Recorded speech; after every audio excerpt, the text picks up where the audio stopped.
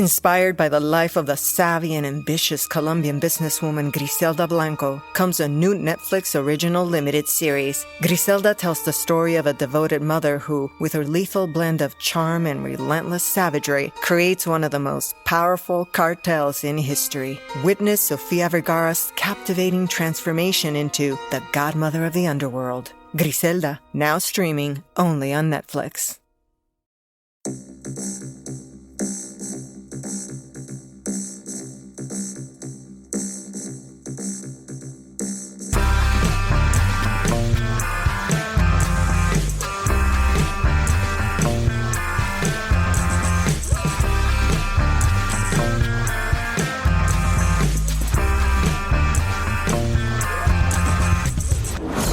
Hello and welcome to Unequal Sequel Extra.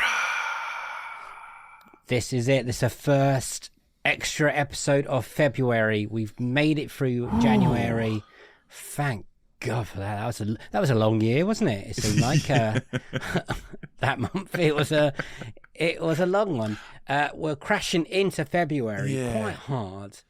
February just feels a bit like January 2. It's like the sequel to January. The sequel to January. Yeah. But in February, you have like Pancake Day and Valentine's Day. And Pancake Day this year in the UK is the 13th. And obviously Valentine's Day is on the 14th. Oh, because Pancake Day moves every year, doesn't it?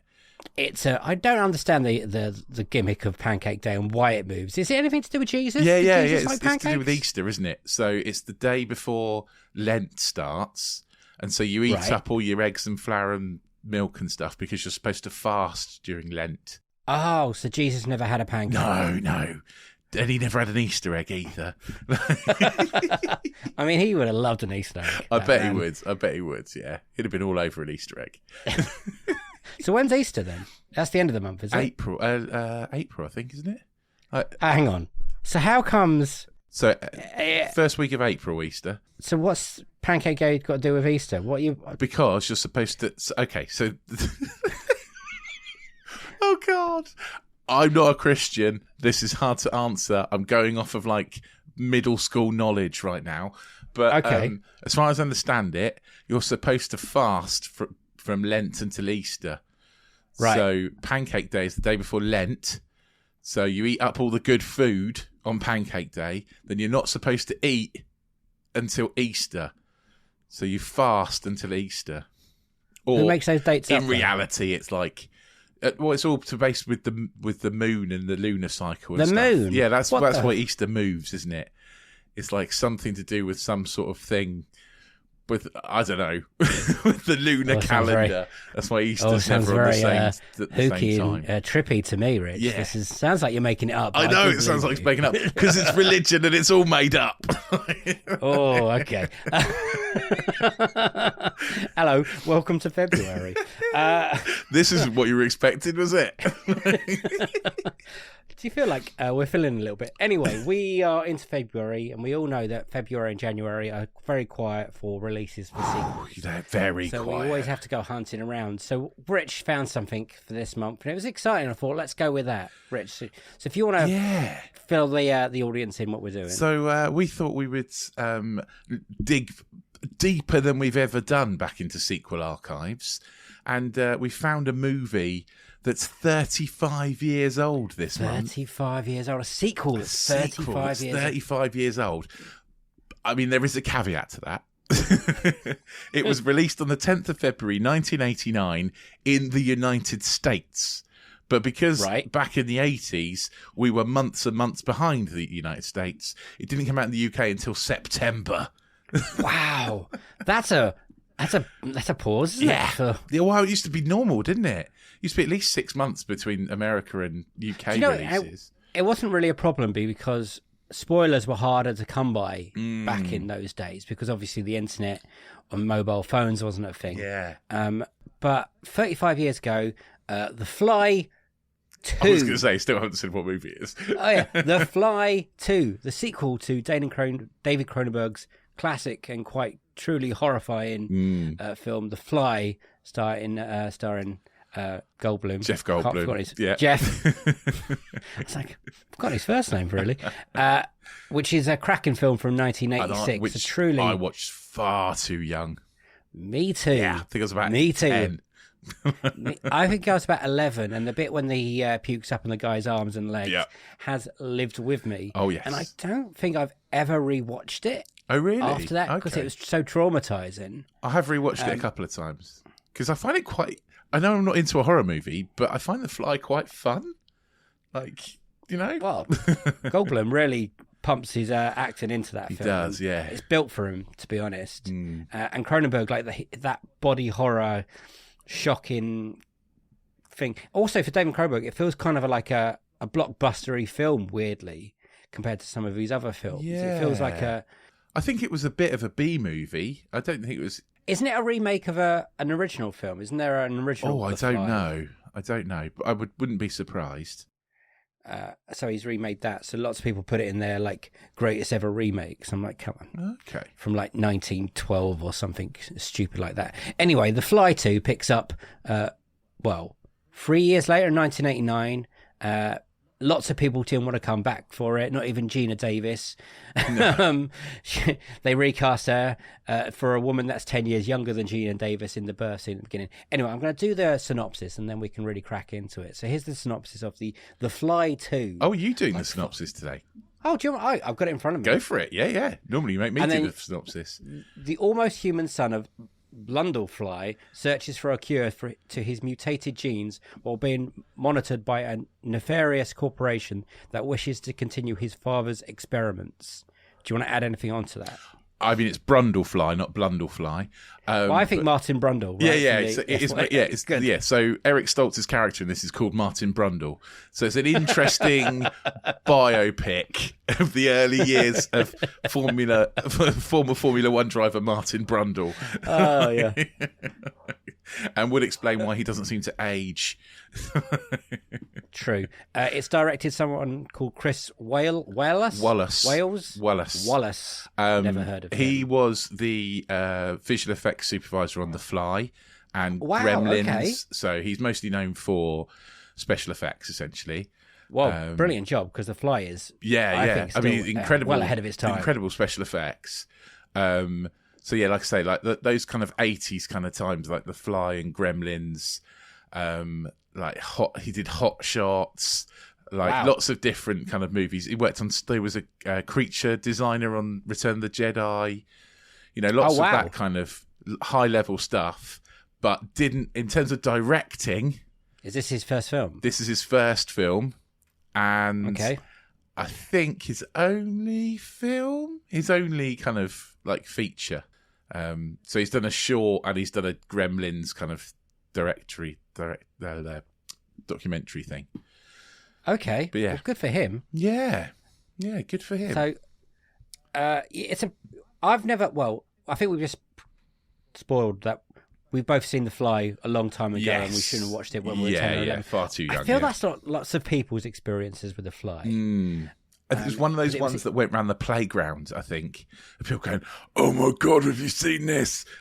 Yes.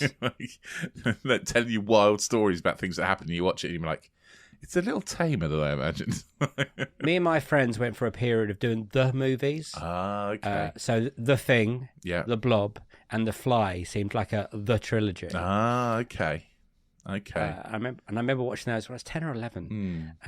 And like I said, really scared me, really shook me up, because the prosthetics are really especially for good. 11 or 12-year-old, really scary. Definitely puts you off ordering a kebab for the next 100 years, right? When he starts eating the food, or his fingernails start coming off, and he just Goldblum is so perfect with just the licking the lips and his eyes and his movements. Yeah, and it's truly disturbing. Yes, and I think that's a big difference between the first one and the second one. Well, what is this the first time you've ever watched The Fly 2? It is. It's my first time. It's the first time I watched it. Yeah.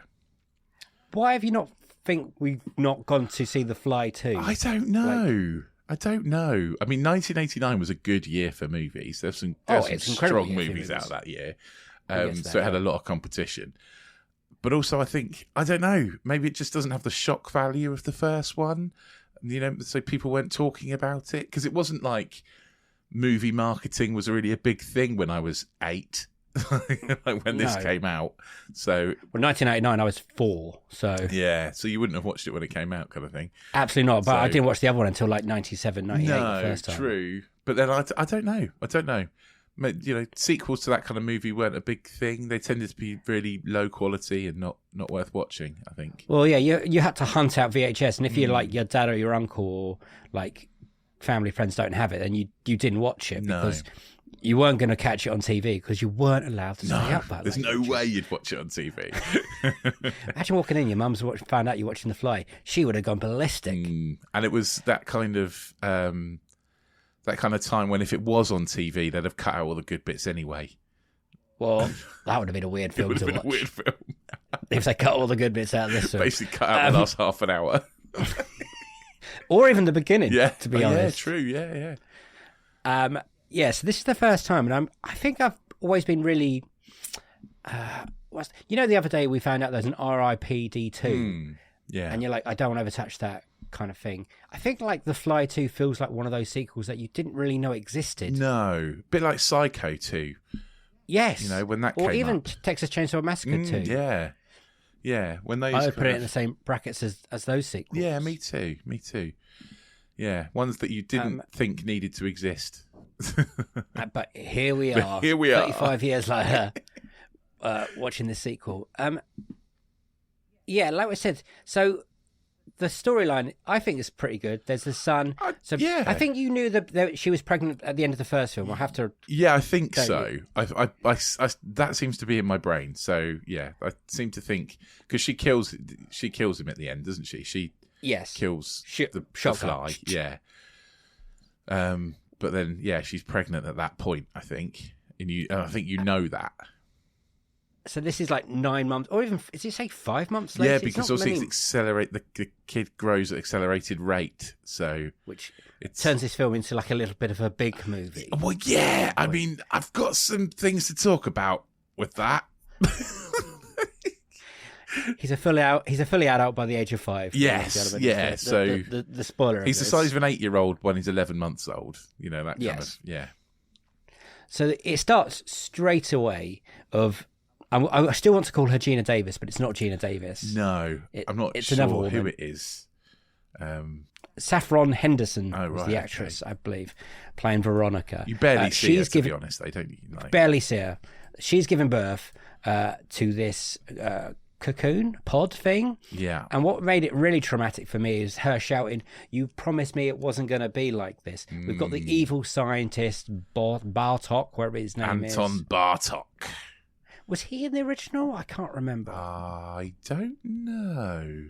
Anyway, this whole birth scene is really traumatic. And it's really good until the pod starts cracking. You think, oh my God, what's going to be in it? And then there's a really odd cut when they're just holding a baby boy. Yeah, they just sort of hold it up like this. It's like... They were like, how are we going to do that? We can't put a baby inside the pods. I think that'd be quite traumatic for the child. It's like, yeah. So how are we going to do this? And it's a bit of a limp dick ending of the beginning. Yeah, it's sort of like, we haven't got the technology to do this, we'll just cut around it, essentially, isn't it? Everything around that, I think, is really good. Like, I was like, really freaked out. The pod thing's really, like, the belly starts moving, the cocoon thing's really freaky. Everyone's really into it. I thought, oh God, I wonder if the whole film's going to be like this. The disappointing part is the next half an hour, it isn't like this. No, it's quite boring, isn't it?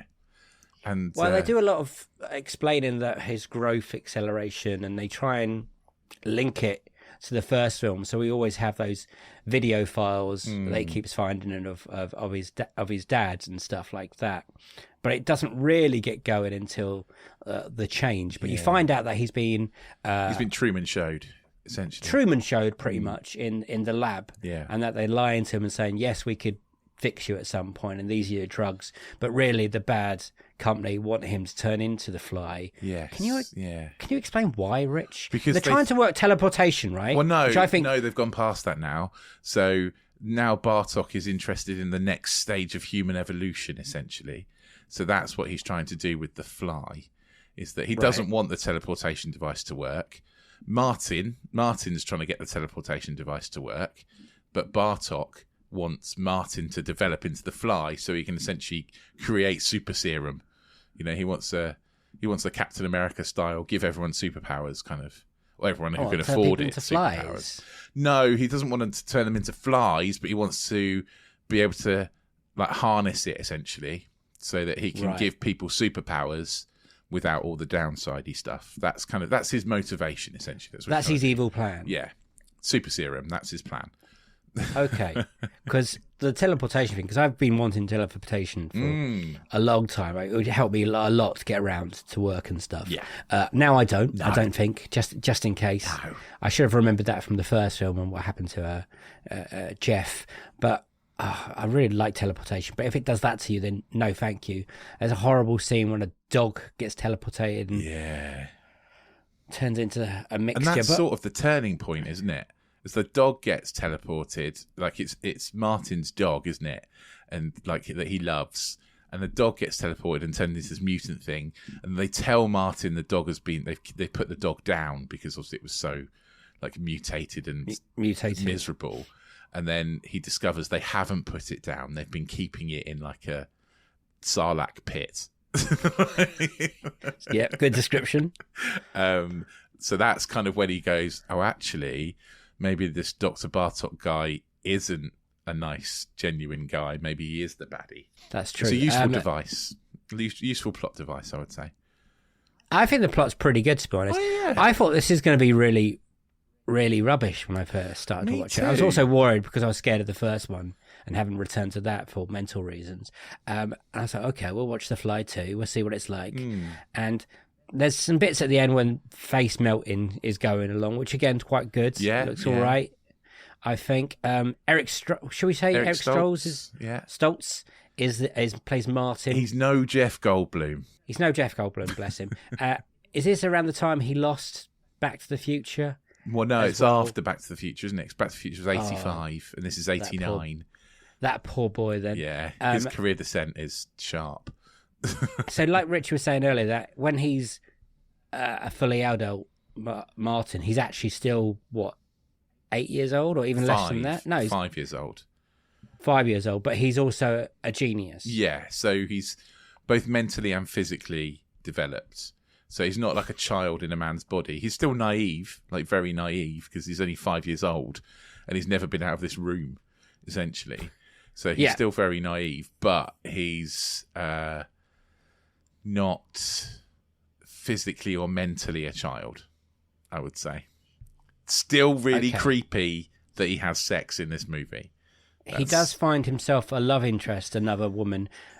What's her name? Her name is Daphne Zuger. Oh, Zuger? Sorry, I thought it meant character name. I think it's Beth, isn't it? Beth is the name. Yep. Yeah. Where did you recognise that actress from? Did you recognise her from anything? I did not recognise her from anything. For a while, I was like, I know that face. I know her. All right. And it took me a while to pin it. But she's in Spaceballs.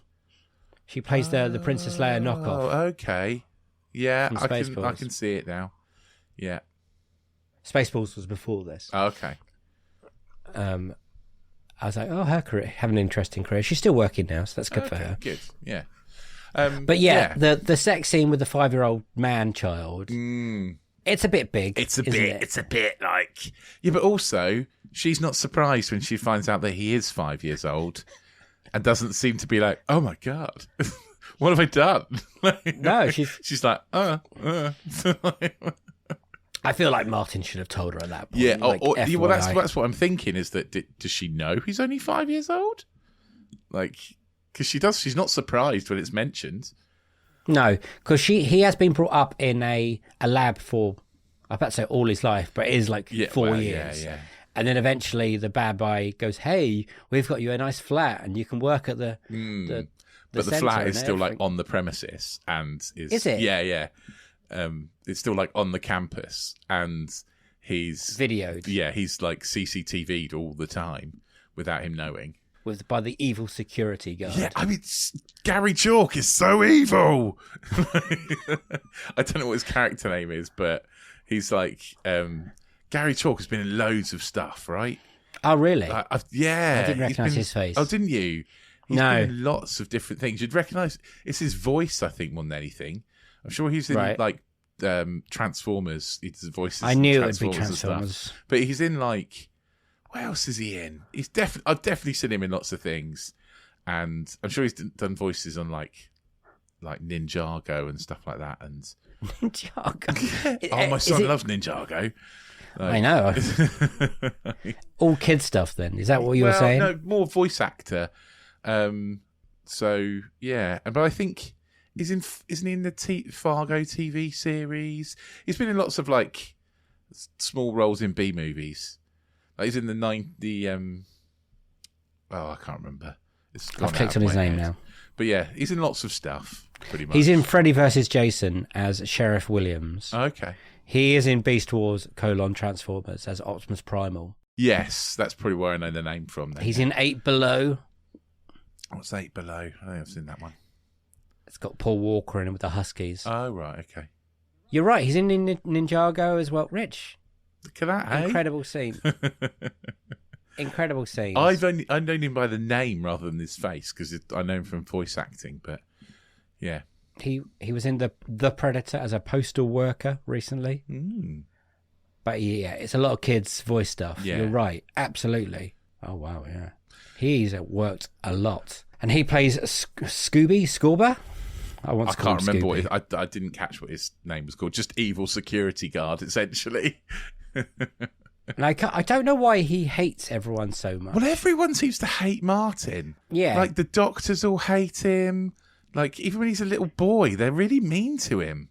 Like, is that because they know he's gonna turn into this offspring of this is thing? It that, or is they it know that, he's going to turn like, into a fly thing? Is it that you can't be nice to a subject you're essentially experimenting on? You've got to detach yourself from that. But they're also, let's be honest, horrible to him. When he is a kid, he is a little shit. Because he knows he's smarter than everyone. Yeah, but he's trapped in a lab. Of course he is. Like, I just want to... My overriding feeling for the first, like, half an hour is like, God, can someone just look after this kid, please? Like, no wonder he's going to turn out psychologically damaged. Oh, yeah. Fucking hell. What happens with his aging?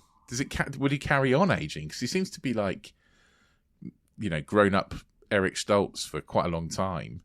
I don't know how that works. I think once he turns into the fly thing, that's it. He's the fly thing. Right. And when he starts turning into the fly thing, that's when I was back in. I was like, oh, here we go. Yeah. They go and visit the guy from the first film. Yes. Who Jeff Goldblum melts his hand and foot melts off. his hand. Yeah. And I thought that was a nice, like, legacy sequel kind of touch. Mm. I don't believe the guy played a very good drunk. Wasn't quite convincing. But he did drop some nice bits about the previous film, and he was very useful for plotting and what was going to happen next. Oh yeah, he did some decent exposition, didn't he? Absolutely. Like, yeah, that's true. So the only way Martin can save himself is by going into the pods and taking someone with him. So he has to sacrifice someone else, and he's not willing to do that, which is nice of him. Mm. But at that point, if you're turning into a fly, you probably should say, put a shotgun to my head and kill me then. Yes, yeah. But then, obviously, the fly genes kick in, and he's like, oh, I'm coming the next step of evolution kind of thing. And then he kind of camps that up for a little bit. Yeah. And he turns into a cocoon from the feet up. It's all very twisted and freaky, and when he takes his eyeball out, I can see you clearly now, or whatever he says. I wasn't sure if it's his eyeball, or is it his eyelid, or like... It's his eyeball, because then underneath he had a fly eye. A fly eye. Yeah. And then he goes into a full cocoon, and this is where I was like, you would put that cocoon under like supervision, like in some kind of special room, loads of people watching it, cameras, security. Nope. No, just one doctor with a syringe. How long we got? Yeah. A week, I would say. No, you've got about an hour. I was like, okay, cool. We've got a bit of time. And then it cracks open, obviously, and the big prosthetic thing comes out. which was good. I thought was all right. Kind of alien-ish, wasn't it? Like alien-ish. Xenomorph. The only bit which makes me laugh is when he spurts the goo out of his mouth, but you can clearly tell it's coming out from a little tube. That's true, yeah. There are. It looks like it's being blown from a straw, and it's not very. But do you know what? Scary. Better than Dr. Smith in the. Oh yeah. What you call it? Lost in Space. Absolutely. Looks a lot better than that. Like it does. These visual effects stand up. I was weirdly enjoying it, Rich. Me too. This film. I was really surprised. I was like, there's some fun to be had here. Do you think that's because we weren't expecting much? We're like, oh, it's a sequel we never heard of. I genuinely expected it to be awful and to be a struggle to get through. But, you know, it loses... It's quite slow-paced in the middle. But the first... It's a strong beginning and a strong ending. Yeah, the beginning, the last sort of 20 minutes, really quite fun. Like, you know... Schlocky kind of 80s... B-movie stuff. B-movie horror stuff. I mean, it's not amazing, don't get me wrong, but... It's decently plotted and, you know, zips along. The ending was almost too quick. Fair thing.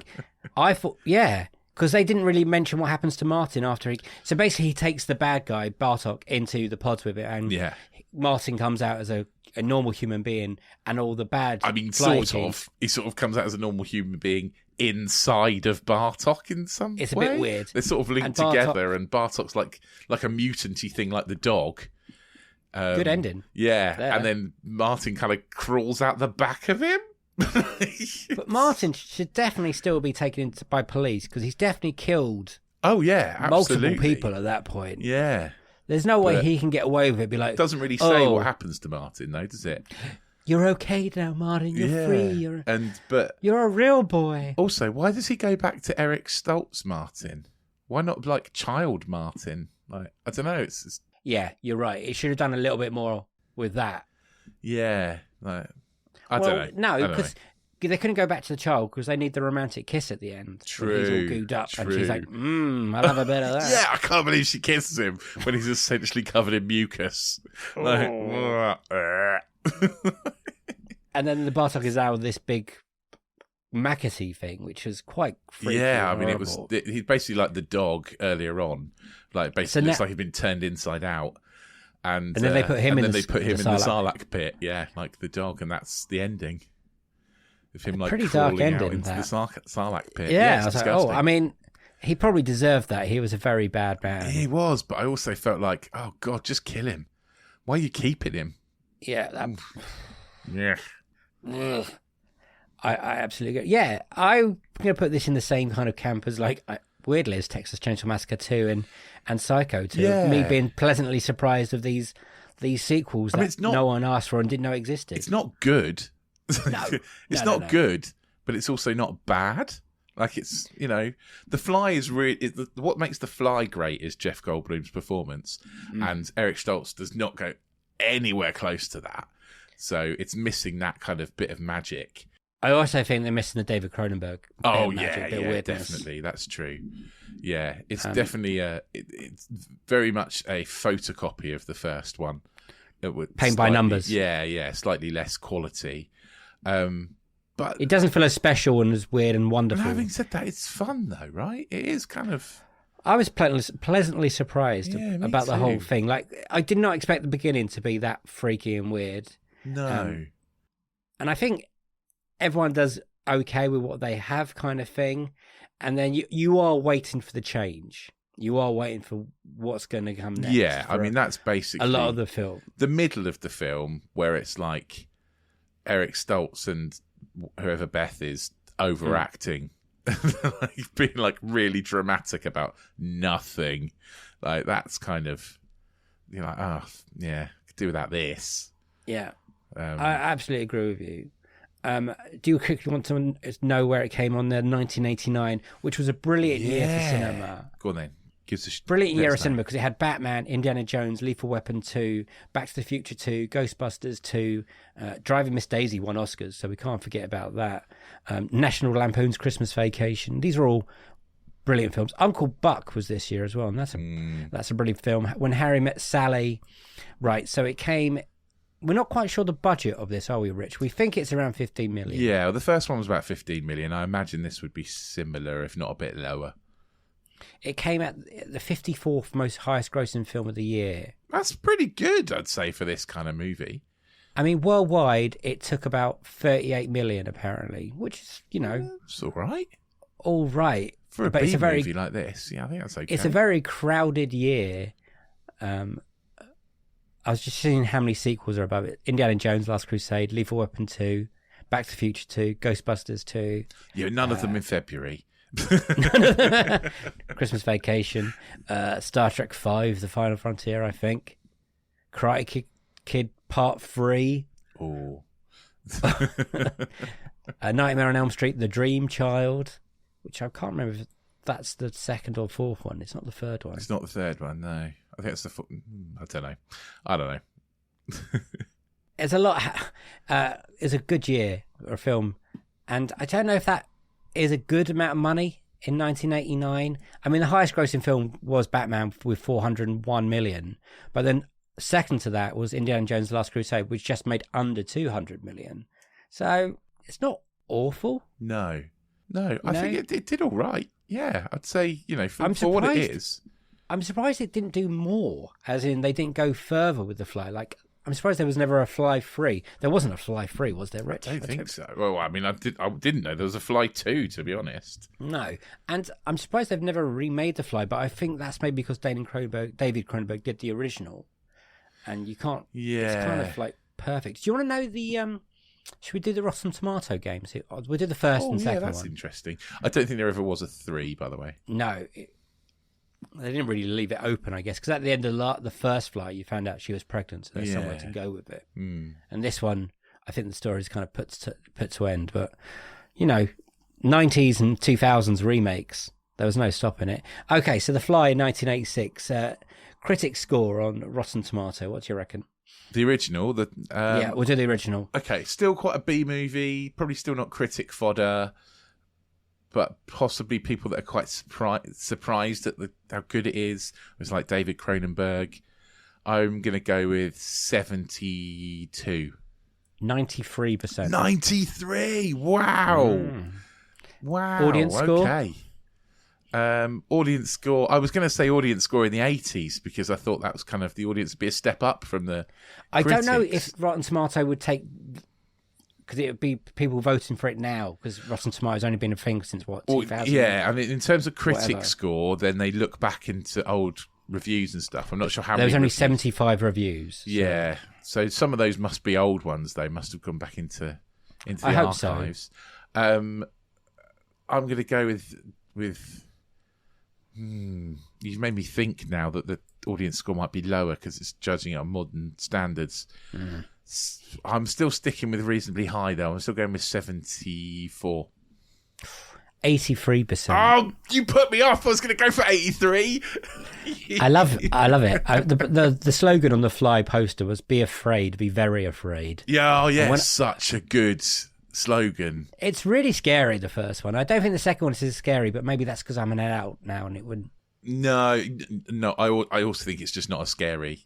We are adults now, but also it just isn't as menacing as the first one. Yeah. The Fly 2, this was an hour and 45 minutes, which was probably, let's be honest, 15 minutes, maybe too long. Yeah, I'd say so. Yeah, you cut 15 minutes out the middle. Yeah. Only 18 reviews for this, so try and put that in. But yeah, and it definitely won't be anywhere near the first one. 61.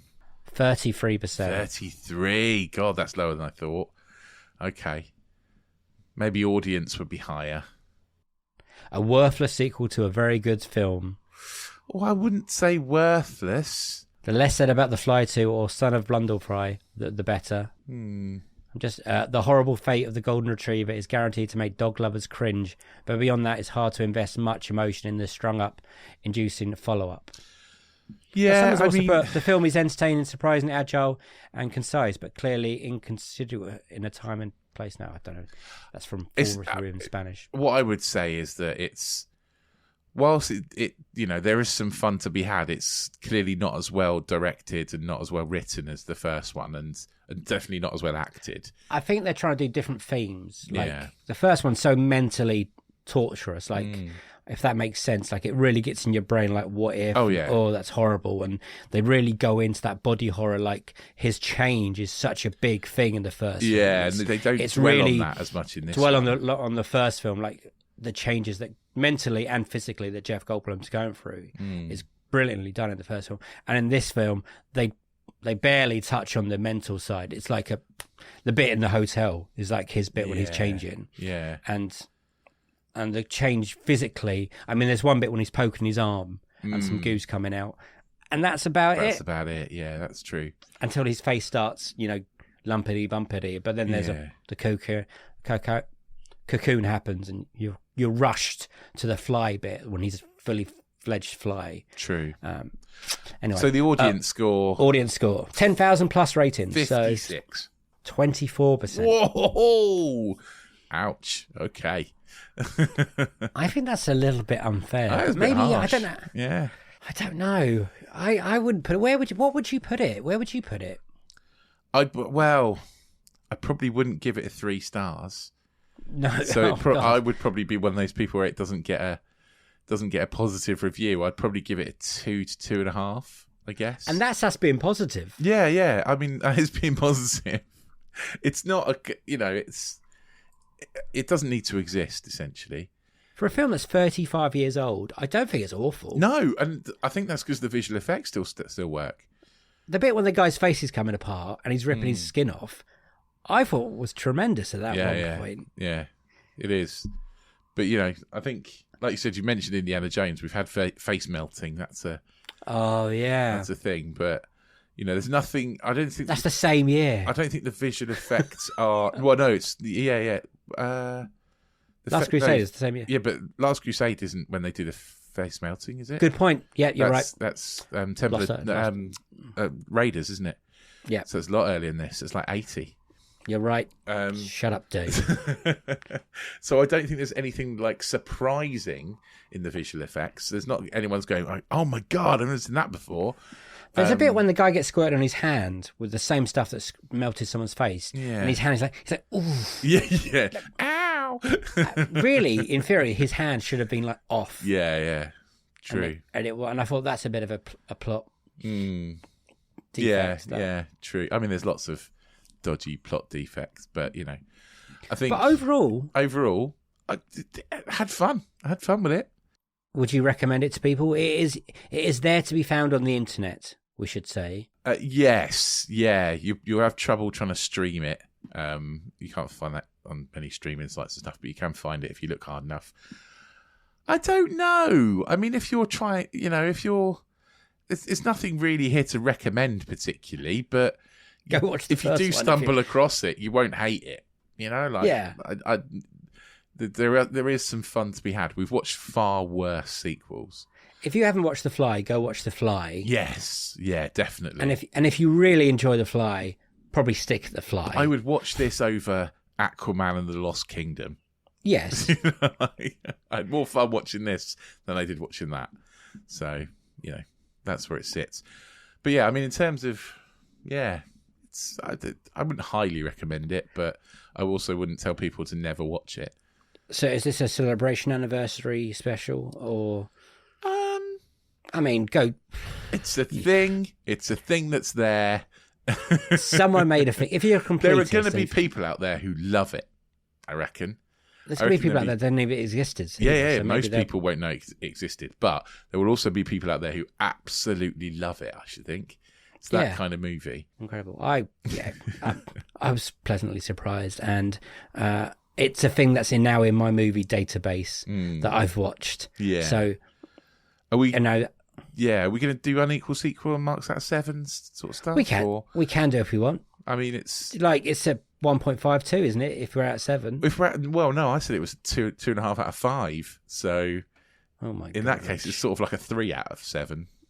-ish. Okay, that sounds about positive. Let's go with that. It's not a positive review. It's less than half, but and then definitely it's an Unequal sequel, of course, because it's not near as good as the first one. The first one is a brilliant, brilliant film.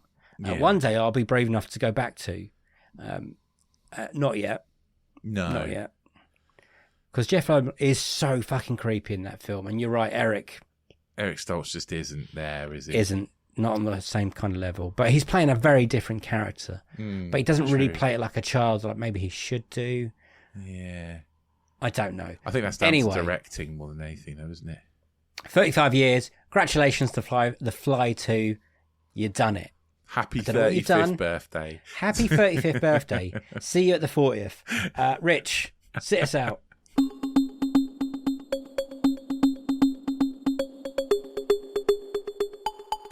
Do you think we'll be around in 35 years? No. People would be wishing us happy 35th Unequal sequel. Maybe we'll hand over to some young whippersnappers by then. It's a good idea. But in 35 years' time, you'll still be able to go back and listen to our previous episodes on whichever your pod player of choice is. If we're even listening to podcasts, who knows? Go back, have a listen. You can do all that now. Go back and listen to our interview episodes. They are brilliant. There's loads more reviews.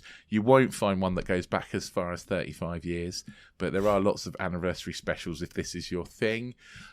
Make sure you hit the auto download button and the subscribe button. We'll drop into your pod player of choice every single week. Get yourself over to anotherslice.com/unequal sequel. Where you can join our subscription service. It's only $2.99 a month, and you get essentially 3 extra podcasts for your money. One of them will include something that we're going to do around a special end to the Twilight series. Maybe. We don't know if it's going to work or not yet, so we'll see how that goes. But maybe you'll be able to hear something special. Or terrible, who knows? But yeah, it's worth the $2.99 just to hear what comes of that experiment. Essentially, if $2.99 a month is not something you can afford at the moment, and that's perfectly fine. Get yourselves onto the social medias. We are at Unequal Sequel on Twitter and Instagram and TikTok and Blue Sky and YouTube. Get on there. Let us know what you thought of The Fly 2. And we'll read out all your comments in our end of month roundup at the end of February. And yeah, it would just be nice to hear from you, really. Please tell your friends about the podcast. And we'll be back with Series 6 very soon. I think very soon. Let's say very soon. Not going to give you an exact date because we don't know yet. But we have started recording. Which is very exciting. February seems to be a weird month for sequels, so we're going to find some things to do. We do know that Madam Web is coming out at some point, so happy Valentine's Day to my wife, probably, if that's come out at the same point. What are we doing tonight, love? Oh, we're going to see Madam Web. Brilliant. Are we? Thank you for listening. Nothing else to say, so it's a bye-bye from me. Bye-bye. It is a bye-bye from him. Bye! See you on the next one. Sequel to this one. Have a great week. Bye. I wonder if Madam Web would be the perfect villain for The Fly. Ooh, what a link.